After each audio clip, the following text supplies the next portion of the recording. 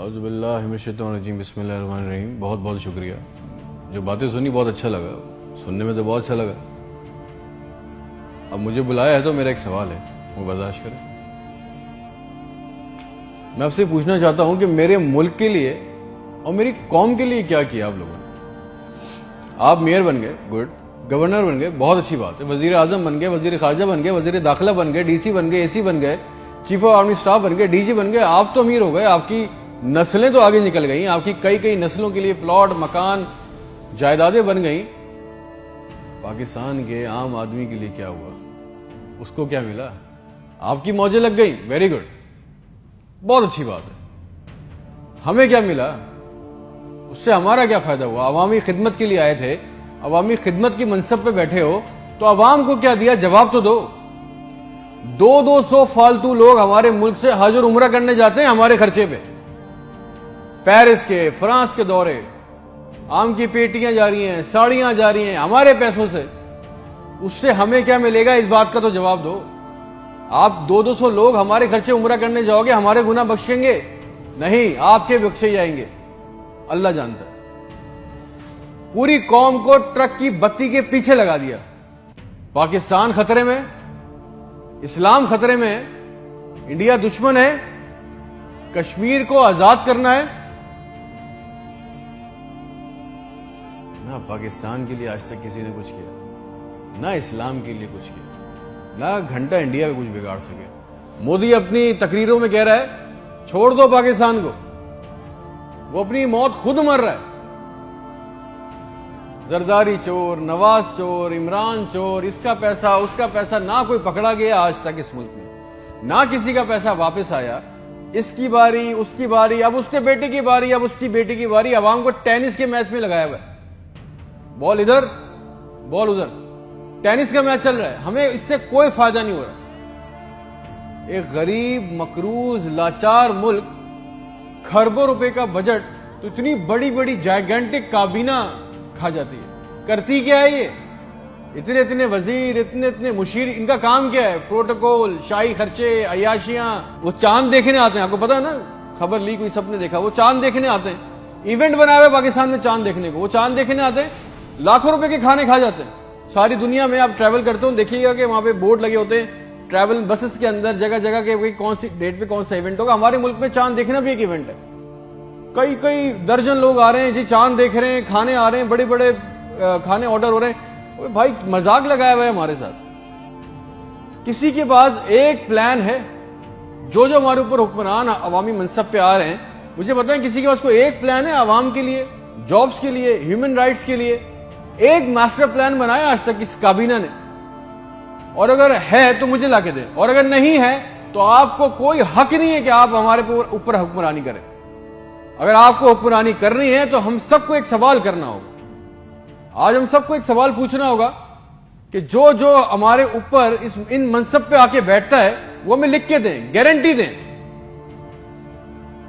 کہ آئندہ کوئی عورت سندھ کے ہسپتال کی دہلیز پر بچہ پیدا کرتے ہوئے نہیں مرے گی۔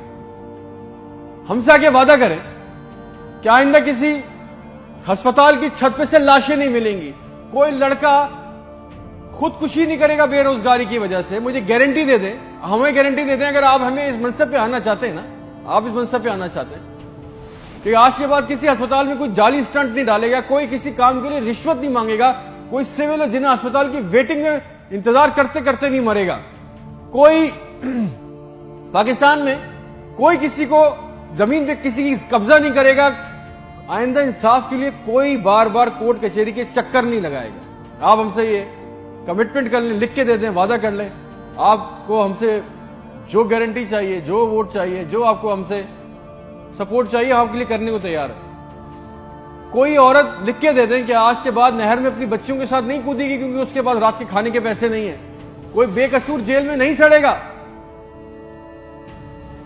ہمارے پاسپورٹ کو دوسرے ملکوں میں عزت ملے گی، آزادی اظہار کا حق ہوگا، کوئی بیٹا بغیر وجہ کے آدھی رات کو اپنے گھر سے اٹھا کے لے کے نہیں جایا جائے گا اور بتائے بغیر۔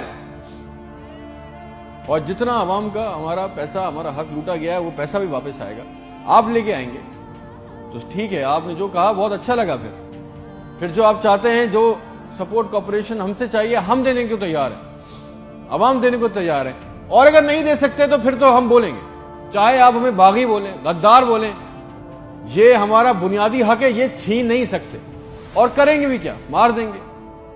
بچا کیا ہے ہمارے پاس؟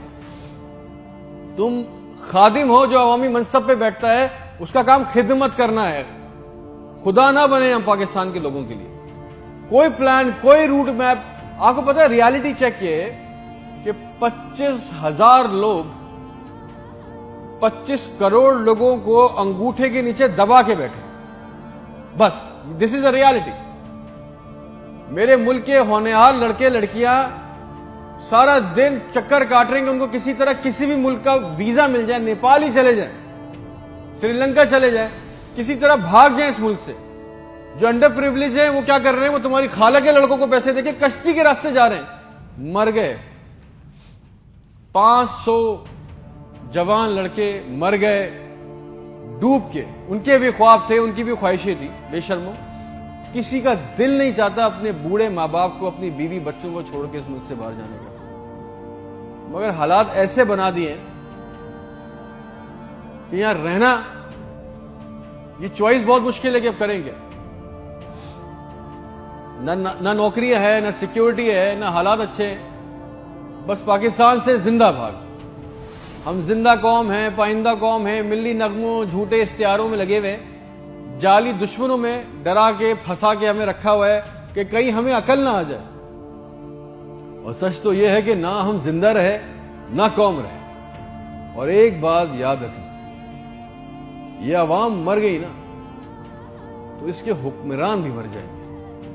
یاد رکھنا یہ بات. شکریہ.